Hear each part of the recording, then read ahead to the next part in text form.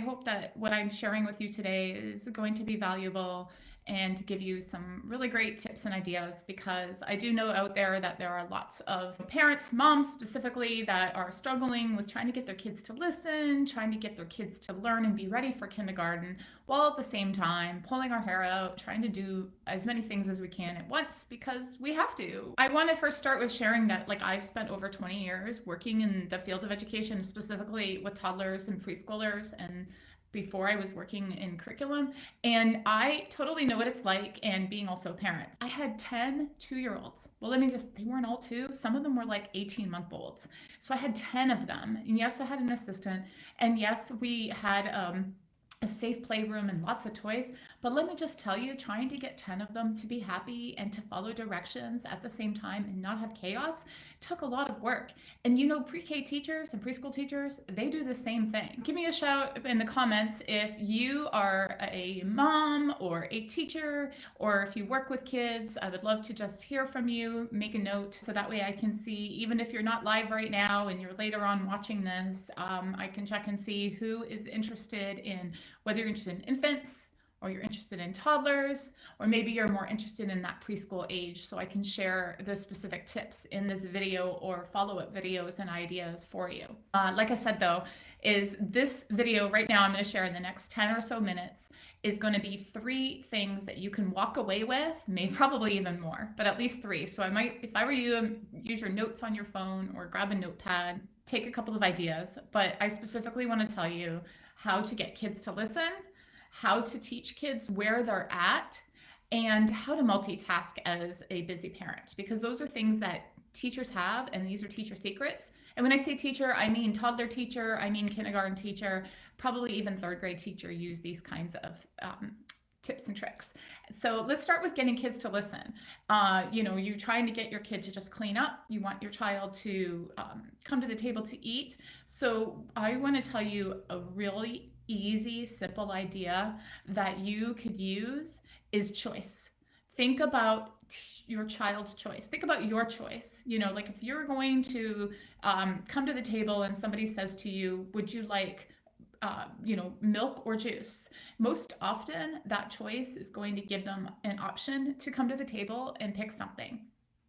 But you can think about a choice, choice on how to get to the table. You can think about a choice on when they sit, what they get first. Do you want to use a spoon or fork? Do you want to help scoop the potatoes, or do you want to help scoop the corn? Any kind of choice. It doesn't have to be a choice that is like to walk away from the table or something that is you're not okay with. So pick a choice of something you're okay with, because the reason for this is autonomy. Children like autonomy. And if you want to get them to listen to you, think about how to get an autonomy. I know we do this all the time. I know you want your child to grow up to be independent, and giving them these types of choices within your parameters is a great start. And so thanks again for joining. Make a comment and tell me. I see that sometimes there are teachers. There's also grandparents. Congratulations on grandparent. I see a note in the comment there. I didn't realize. And yes, working with children ages 0 through 3 can be really, mind tasking, because they're constantly needing attention. They don't really have a lot of independent skills.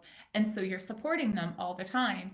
However, when you actually sit back and watch them, there's actually a lot of things that like a 2-year-old does. And those of you that work with children or are a parent of a 2-year-old, think about it. You could probably give them something like a sandbox, and they could play for a long time, especially if you don't have too many rules and they're exploring and playing with. I want to tell you a really cute story. Just yesterday, I went to a playground with my son, who's a couple years older now.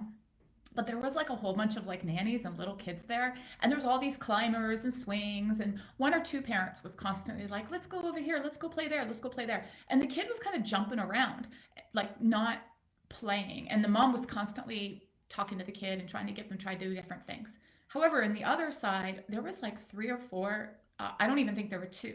They were a 1.5 years old. and they were playing with, like, on the climber there was like a little film of dirt or something, and like the sand that gets off the bottom of your feet, and they were playing along and rubbing their fingers back and forth, and there were little rocks, and they were throwing rocks at each, like, when I say rocks I mean a pebble like tinier than your pinky finger, and they were throwing these off the climber. And it was just really interesting to watch because they were so into exploring, and these two parents or nannies, whoever they were chatting away with each other.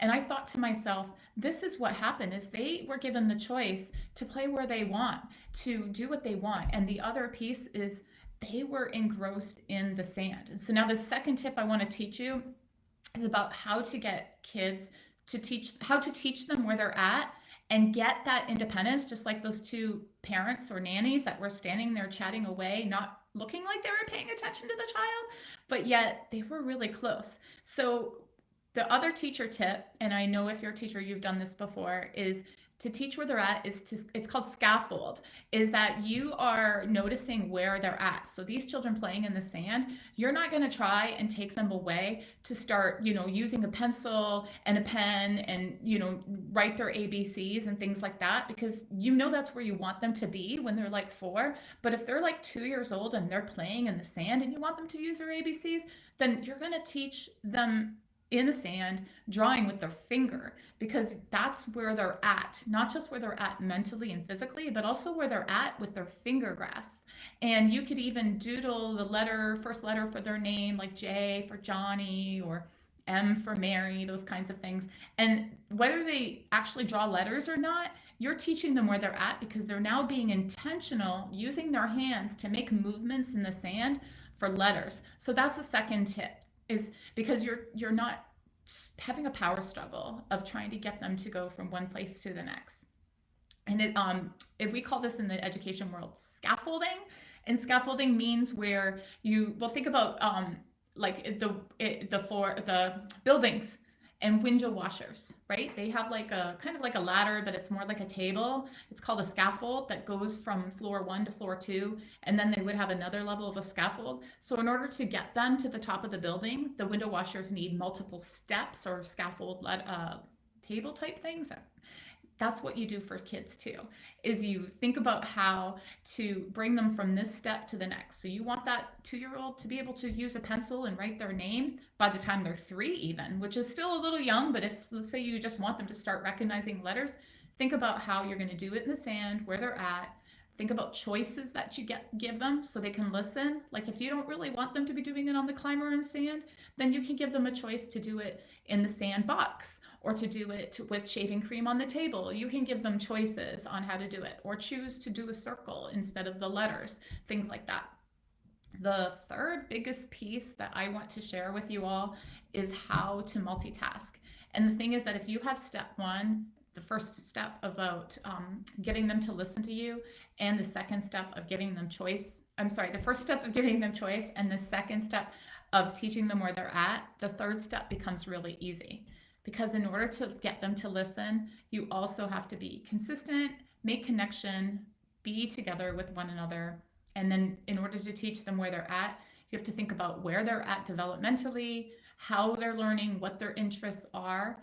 And when you have those things in place, then you can start to give them those clear directions so that, okay, I know you know how to draw in the sand. I know how you know how to play over here by yourself. And so then you can start to do things on your own. And the thing that I like to call about this is, I like to say, is called open-ended play. And so if you have ever heard of open-ended play, you can look it up, but basically, actually, I'm wondering if anybody in the group, feel free to type if you have or haven't heard about it. It means basically where there's not a right or wrong way to do something.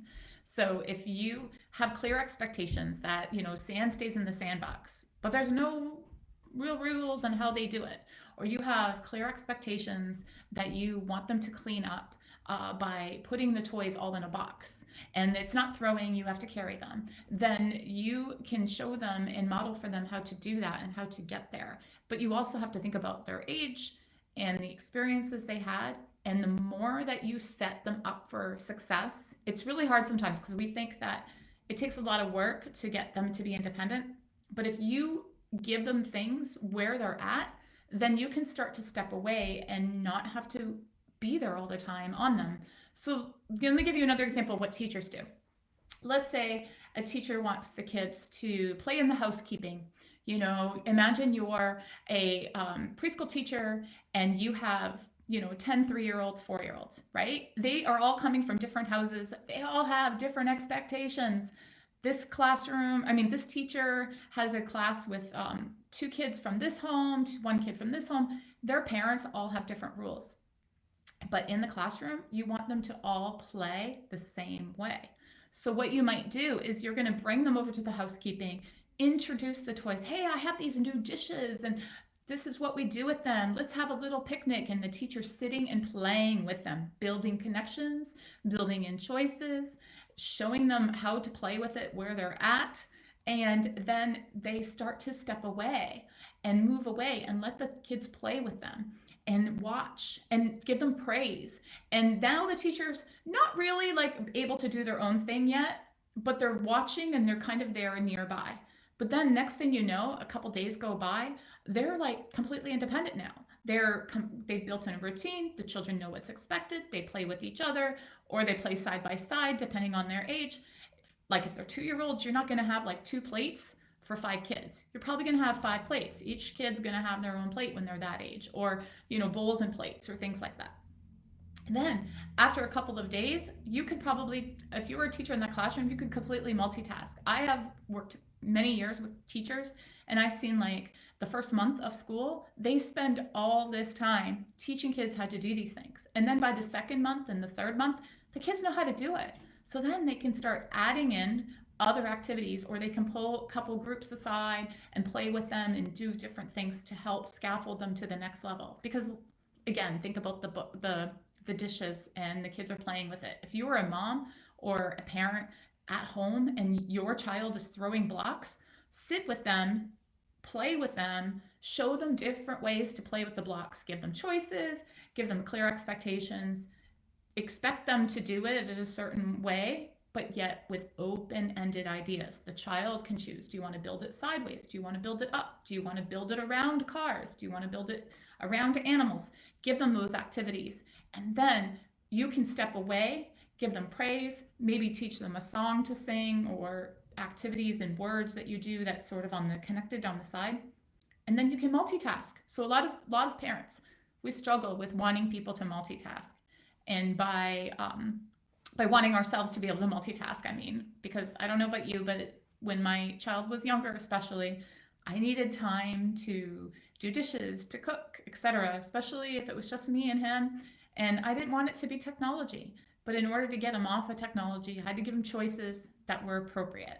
I had to give him time with me to learn how to use those activities, to build those connections, to feel safe and loved, all those kinds of things.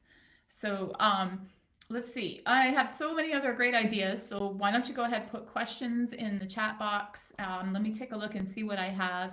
And it's kind of funny because when I wrote down ideas for today's video, I have so many ideas. I could just, it's hard to tell you all of the things that I have in my head to give you. So I really hope at least you've walked away with at least 3. I'm going to look at the questions in the chat in a second.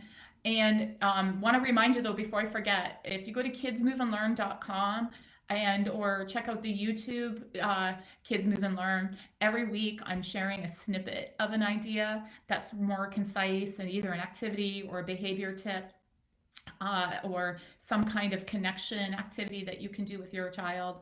And also on kidsmoveandlearn.com, there are free resources that you can download. There's behavior tips, there's simplified teaching program, which is basically some videos that will take you through the step-by-step of how to do actual teaching, learning, lesson activities with your child, whether they're 1 year old or whether they're 5 years old.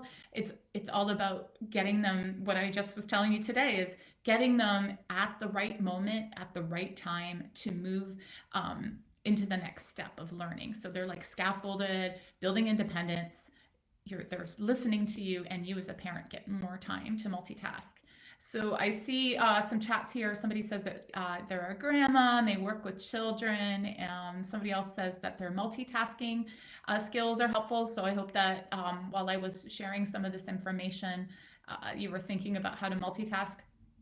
Another comment says, expect too much. Great tip about thinking about goals. Yes, actually, I want to make one comment about that with the goals too. Is some parents are, I don't like sand in the house. So your expectation and your goals of sand out of the house is going to be very clear. Where other parents might be like, I like sand in the house. So your goal, your expectation is going to be the sand stays maybe in a certain area, but your goal of your sand is why do you want them to be what do you want them to be doing with the sand? Is it to occupy them? Is it to teach them where they're at? Is it because your child's very sensory? So it could be, think about your kinds of goals and connect that also to options of listening. If you want your child to eat vegetables at the table, then your choices might be around vegetables. You're not going to say, do you want carrots or bread? And your child's going to choose bread over carrots. So think about your goals when you give a choice, because you want it to be a good consequence, not a consequence where you have to be the bad guy and monitor it. Anyways, let me get back to the next topic here. Comment I see is about how do you know what you set is a clear expectation? Have an example. Ooh, good question. Yeah, I like to talk about the word cleanup when I think about expectations. So even if in a home, even two parents could have two totally different expectations for cleanup. And same with classrooms. So, or they can go to grandmas or nannies and have a different expectation. So you in your house, you might be like, cleanup for me just means there's no toys on the floor.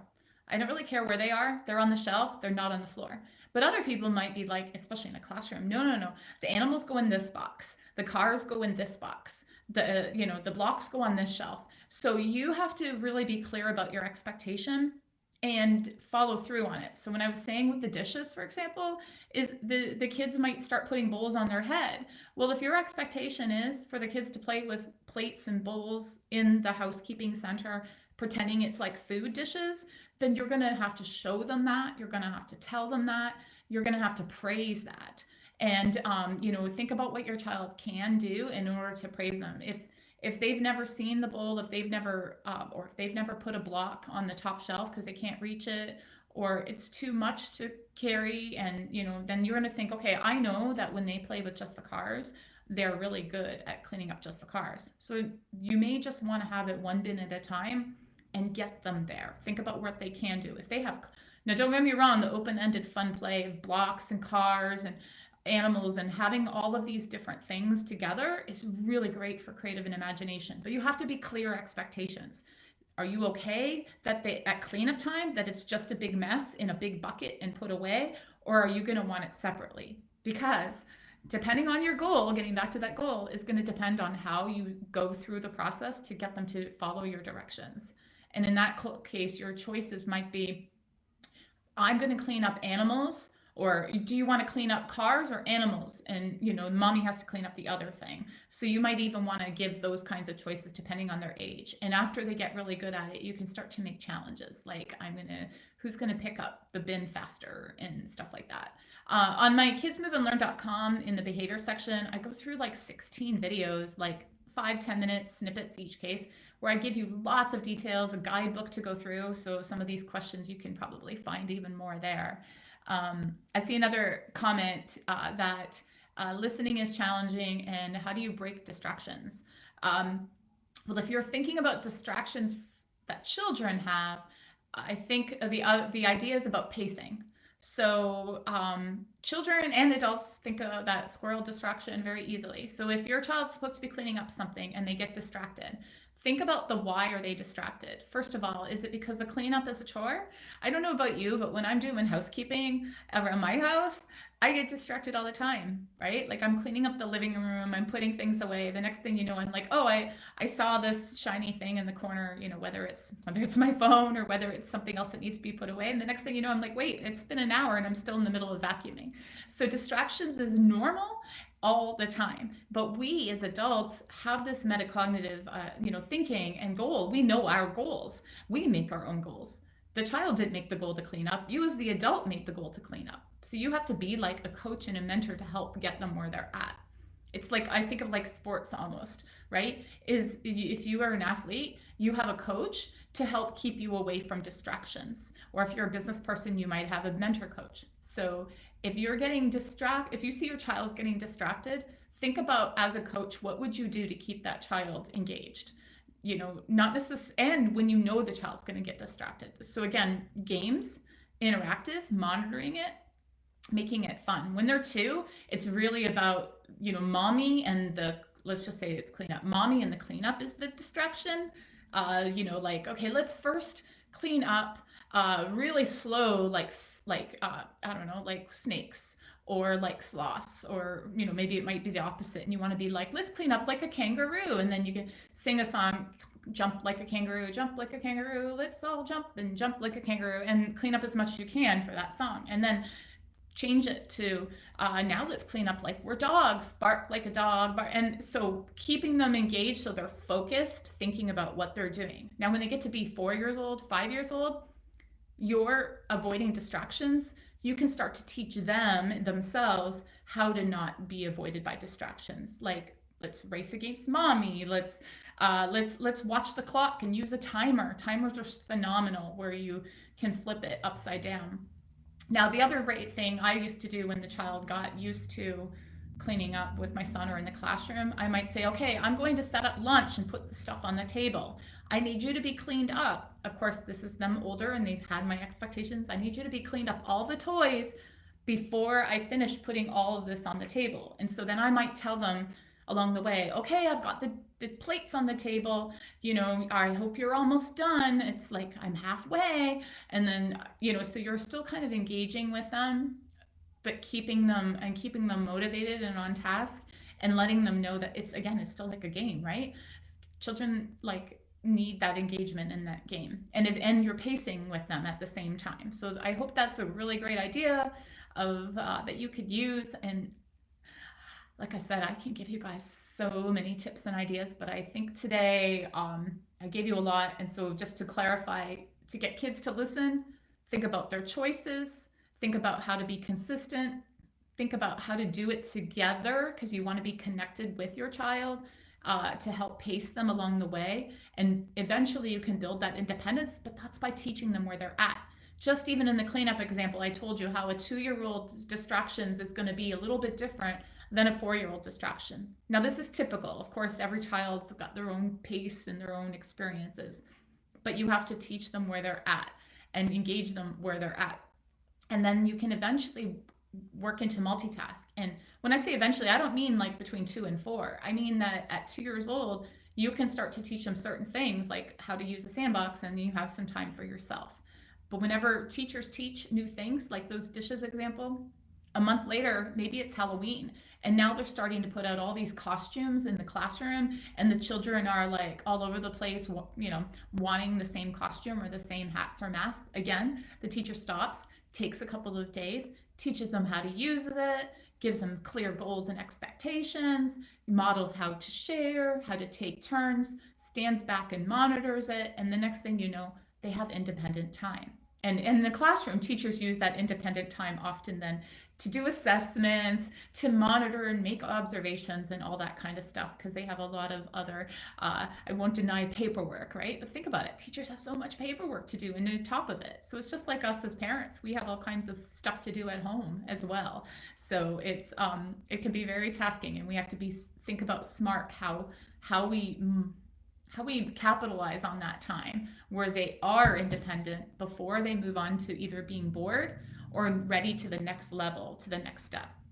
And I see the comment that doing it together helps in so many areas. That's right. That's why my 3 key areas to get kids to listen, which I kind of said but didn't set out right here, and you can go to the website, is about connection.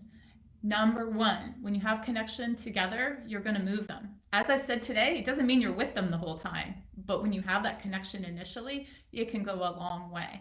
The second thing is being present with them, pacing. That example I said about them cleaning while I'm making the table, you're still present. You're still focused and thinking about what they're doing and helping pace them.